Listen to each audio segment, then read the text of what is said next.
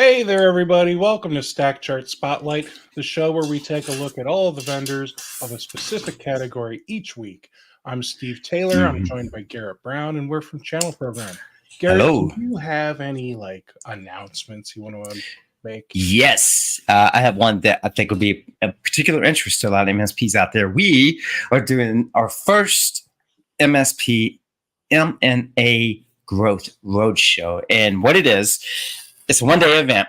And if you're an MSP owner or C-level executive, it really focuses on those who want to be acquired or want to understand the acquisition process of over the next few years. So you'll be able to engage with people who are been in mergers and acquisitions. So it'll help you from like raising capital to navigating the whole process. So check it out. Go to our website and look above our logo, and you'll see. Well, you talk about it, and you can sign up, read more, and you can sign up. So check it out. That's going to be a fantastic event, guys. Yeah. Really check it out. Go to channelprogram.com, and right up on the top, you'll see information or a banner for the MSP M&A Growth Show. Yeah. All right. So let's hop into today's stack chart. Let's give people a slightly better view here. All right. So if we look at today's stack chart, you'll see there are a lot of companies on this. And the reason is it's network security, man. There's so much going on with network security. And I mean, back in my day, back when we used to walk uphill both ways to school in the snow, network security was all about hardware. It was all just getting your Juniper net screen if I'm dating myself, or your WatchGuard or your Sophos or whatever, right? But it's so much more now, man. We got companies like Total and Timus, if I'm saying that one correctly, Perimeter 81. There are just a boatload of network security companies. In fact, I'm thinking of a couple that aren't on this list for some reason, and you can maybe we request might it. work together to rectify that after this show. But so definitely check out our website and look at all these network security vendors. And the cool thing is you can click on the 36 here, and this will let you check out all the reviews, and you'll be able to figure out exactly what the right product is for your MSP and your MSP's clients. Yeah. Anything you want to add to that, Garrett?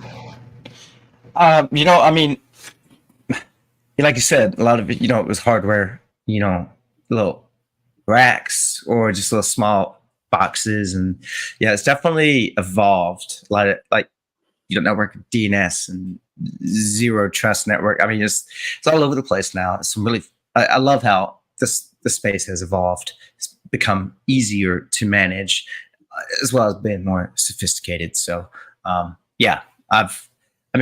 this is absolutely in your stack. I don't care who you are. You're doing some sort of network security, even if it's just a simple box on-prem. But for managed IT providers, this is I might even say no-brainer.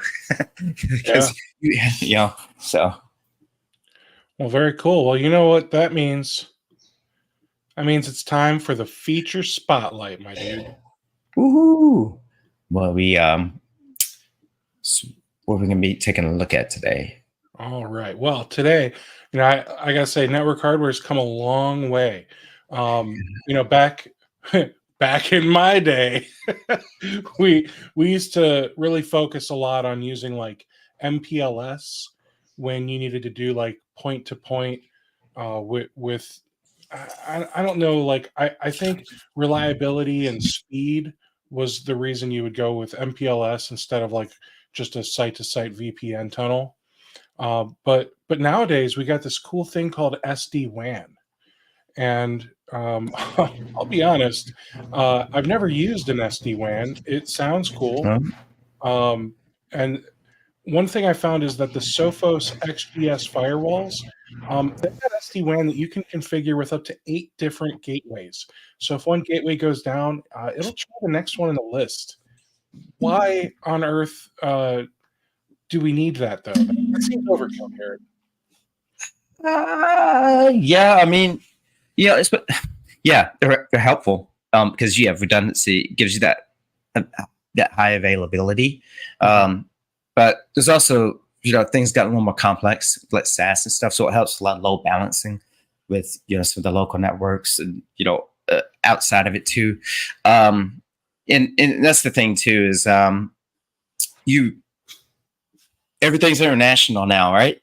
And there's a lot of laws, like GDPR, and I mean just everything. So it kind of these things can help you with like different regional traffic or directions. You could segment it, especially when you do this like 8 different gateways. I mean, it's kind of one of those things where like you could, I don't know, maybe you're trying one for like EU for GDP compliance, and other could be for like the US, New York, or whatever. But it also depends on the client, what you are doing, and everything. So there's a lot of SD-WANs.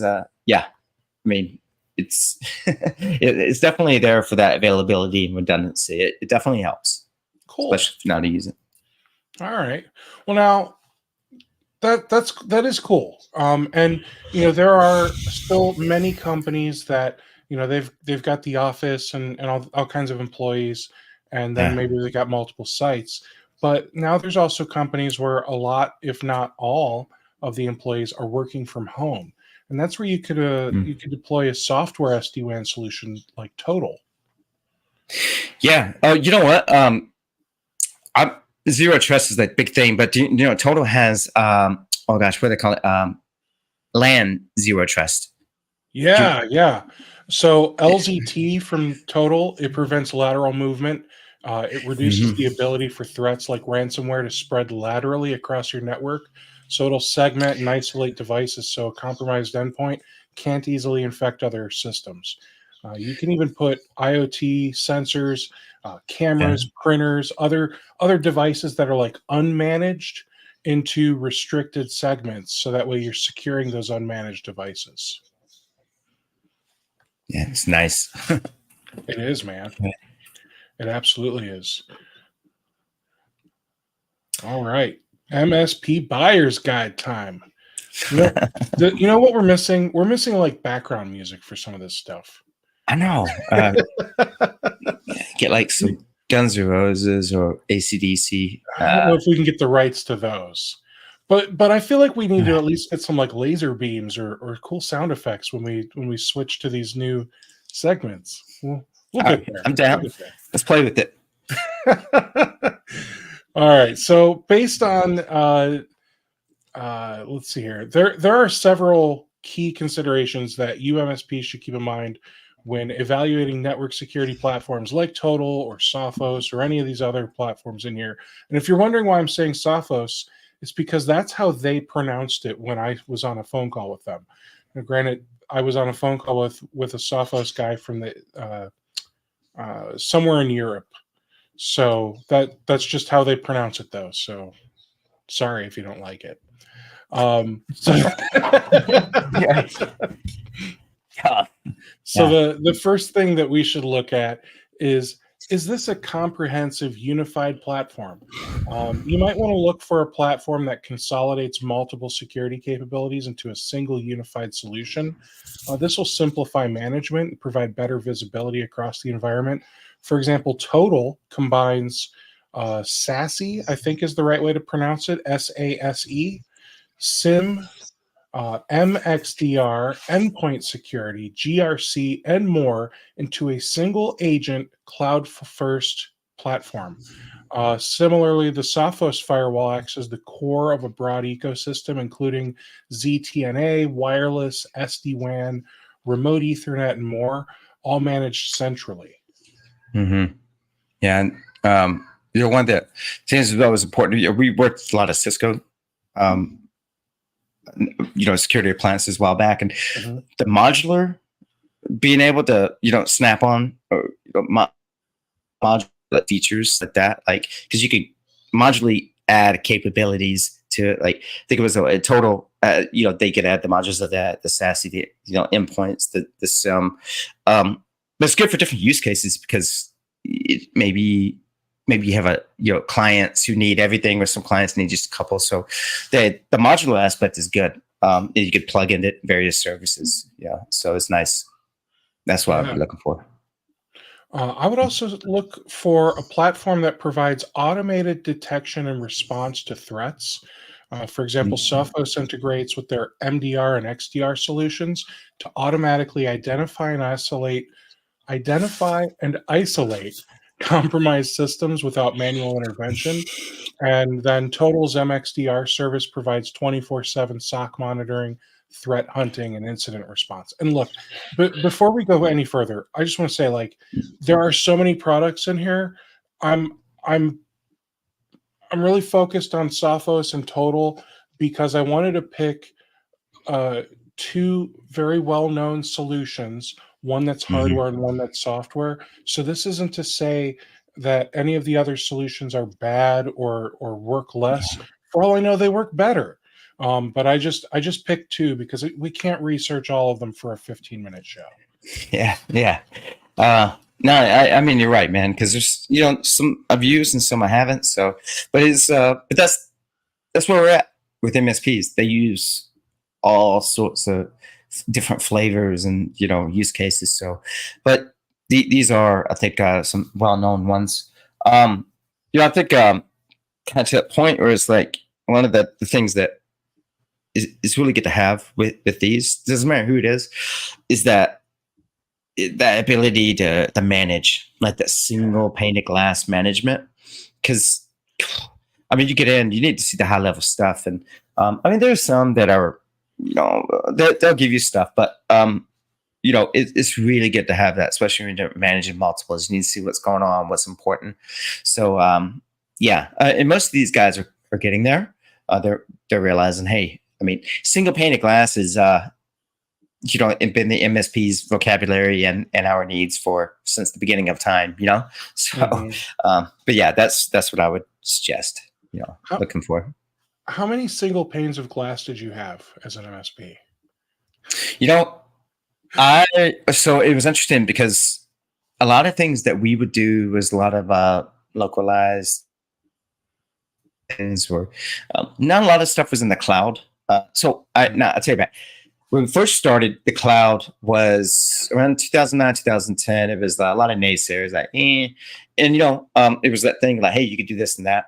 So as things evolved, things like Ubiquity, they would have sort of that single pane of glass near the, what was that, 2017, 2018, 2019, but it was nice. But the idea was to have that single pane of glass where we'd have to go to people like BrightGauge, use Power BI, like, so you were doing a lot of things on your own, but a lot of vendors were starting to say, okay, you know what, we need to do this and that. So we did what we could, even if we had to build it, honestly, sometimes we chose vendors who had it versus others. It's like, look, it's just easier to do.